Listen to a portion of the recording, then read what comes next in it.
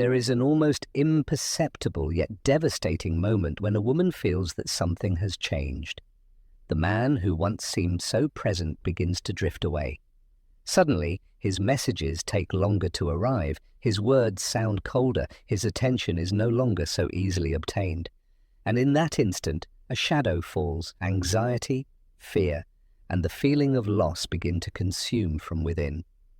Many women, driven by that deep terror of losing him, make the most human and yet the most counterproductive mistake. They try to do more.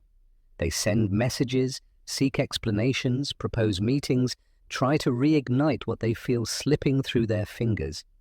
But this insistence, although born from love and fear, only succeeds in accelerating the fall. Why? Because for a man, excessive neediness is not attraction, it is pressure. It is not love, it is a burden. Jung, in his book The Dynamics of the Unconscious, explains that everything the soul clutches too tightly tends to slip away like sand between the fingers. The more need we show, the faster we risk losing what we are trying to hold on to. What we often fail to understand is that in male psychology, what is hard to attain holds more value. A man feels more desire for what he senses he could lose, not for what he perceives as guaranteed. A woman who makes herself too available, too attentive, without leaving room for absence, eventually becomes emotionally invisible. Overexposure kills mystery, and mystery is the oxygen of desire. Imagine a precious jewel displayed on every corner. Over time, it loses its value in the eyes of those who see it. But if that jewel is unique, rare, difficult to obtain, it becomes coveted, almost sacred. This is how human desire works. This is how male desire works. Today I will show you how to radically change this dynamic, not through cheap games or manipulations, but from a place of profound emotional wisdom. You will learn the art of strategic silence, not as a punishment, but as an act of self-love.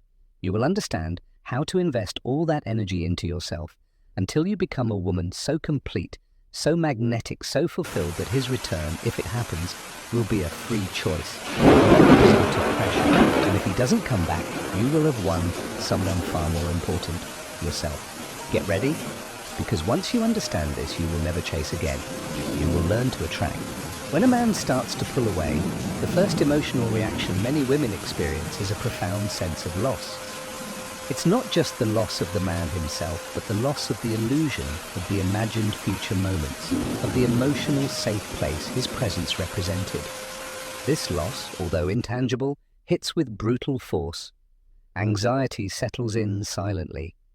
Every minute without a reply feels like an eternity. Every cold or distant conversation is analyzed and reanalyzed, searching for signs, explanations, someone to blame. The mind enters an endless loop. What did I do wrong? How can I fix it? How do I make things go back to how they were?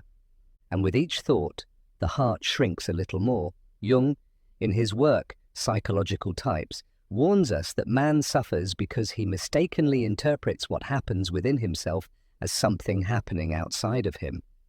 In other words, we believe that the cause of our suffering lies in the other, when in reality it is an internal battle between our unmet desires and our perception of self-worth. This anxiety and helplessness are not only painful, but also emotionally dangerous. Under their influence, many women fall into behaviors they would never have considered from a balanced emotional state. Begging for attention, persistently questioning, seeking answers where there is only silence. And the more one acts from that place of fear and need, the more the man's perception of the woman deteriorates. Because in his instinctive psychology, a man does not feel attraction towards someone who seems to need him to survive. Neediness smells of desperation, and desperation repels human desire. As Jung aptly points out in The Psychology of the Unconscious, desire is born from mystery, from longing, from the space between the self and the other, not from control or possession. Thus, without realizing it, when we try to force the connection we feel is breaking, we end up tearing it even more. We want to get closer, but in that desperate attempt, we move further away. We want to hold on, but the fear of losing makes him run. That's why the first step is not to do more, the first step is to stop. Breathe, acknowledge the pain, yes, but do not act from it. Because every action driven by fear is another brick in the wall now separating us from what we desire. It is an act of immense courage to stop in the middle of anxiety, and paradoxically, it is the first act of true self-love, not towards him but towards ourselves. Faced with the fear of losing a man who is starting to pull away, many women believe the solution is to intensify their efforts. It's an almost instinctive impulse. If I show myself more present, more loving, more available, he will remember why he loved me and return. But this reasoning, although it seems logical from a place of pain, actually goes directly against male psychology. Each extra message, each forced attempt at connection, each search for validation does not rebuild the bond, it erodes it, because the underlying message the man perceives is not love, but neediness. It's not connection, but lack. It's important to understand that human beings, men and women alike, perceive emotional vibrations long before we process them rationally. He doesn't pull away because he analyzes you coldly. He pulls away because something in his instinct screams that something has changed. Carl Jung, in Symbols of Transformation, teaches that what we deny subjugates us, and what we accept transforms us. Denying the anxiety we feel pushes us to act out of desperation. Accepting it, on the other hand, gives us the chance to transform it into inner power. When we refuse to accept the possibility of losing him, we become prisoners of fear, and that fear seeps into every word, every gesture, every insistence. And a man, even without consciously knowing it, feels repelled by that energy. Imagine for a moment a flower. A flower does not run after bees. It does not beg to be pollinated. It remains in its essence, open, beautiful, vibrant, allowing the bees to discover and value it for what it is. This is how feminine self-love should be, a quiet force, not a desperate chase. When a woman throws herself into doing more, writing, calling, seeking forced encounters, she unconsciously sends a devastating message. Without you, I am not enough. And that message destroys attraction at its very root. The paradox is that the more a woman tries to hold on to the connection through insistence, the faster she pushes the man away. Because in the male mind, conquest is essential. They do not value what they feel is guaranteed. Jung, in The Ego and the Unconscious, points out that the soul instinctively seeks what it has not yet possessed, because in desire lies its vital impulse. A man desires what represents an emotional challenge, something he must conquer again and again. Forcing someone's presence is like trying to hold water in your hands by squeezing tighter. The more force you apply, the faster it slips away. It's an act of desperation that ends up stealing your own emotional dignity. Neediness creates emotional dependence, and dependence inevitably destroys respect. When a man perceives that a woman needs his presence to feel valuable, his instinct drives him to seek freedom, because his unconscious tells him that there is no genuine admiration there, but rather an invisible demand that suffocates him. That's why the key is not to do more. It's not to chase after him, to beg for attention, or to try to prove your worth. The real power lies in withdrawing, in reconnecting with yourself, in stopping the need for external validation. When a woman stops fighting to be chosen and starts choosing herself, something changes radically. Her energy transforms. She stops being a need and becomes a gift. She stops being an obligation and becomes an irresistible choice. When the feminine soul connects with its own worth, it begins to emit a different frequency, a blend of serenity, mystery, and fulfillment that cannot be ignored.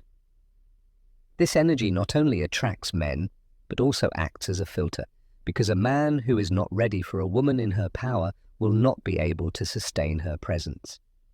It's not about pretending to be indifferent or playing mind games.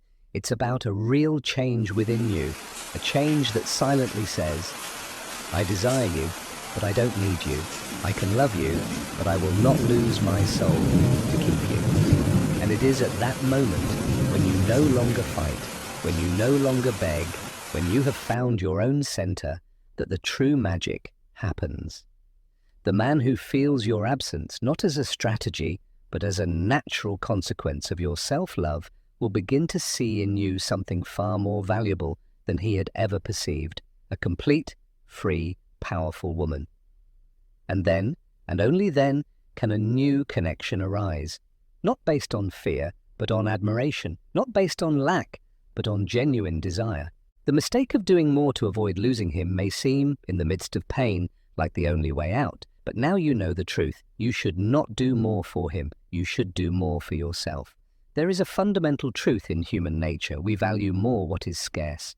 This law governs not only the economy but also the emotional and relational world. What is offered in excess, what is always available, ends up being underestimated.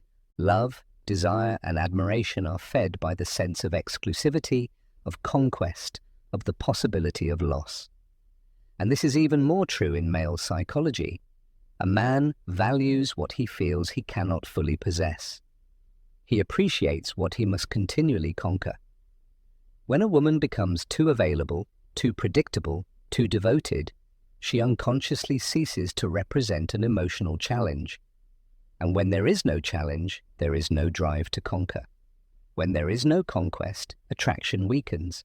Carl Jung, in his book The Psychology of the Unconscious, explains that true desire is born from longing, and longing only exists within emotional distance. When we are too close, too available, we kill that necessary distance for desire to flourish. Think of a rare gem hidden deep within an inaccessible cave. Those who know of its existence are willing to take risks, to explore, to invest time and effort to reach it. Now imagine that same gem offered for free on an ordinary table, accessible to anyone without any effort. The perceived value changes, not because the gem is different, but because the perception of its rarity has changed. The same happens in emotional dynamics. A woman who preserves her mystery, her inner world, her rich and independent life, becomes a gem that is hard to reach, not because she plays games, but because her fullness makes her inaccessible to anyone who is not willing to earn her. Over-availability sends another dangerous message for the dynamics of attraction. It transmits that your time, your attention, your love are available to anyone, without conditions, without needing to be earned. And in the male unconscious, this reduces your value. A man is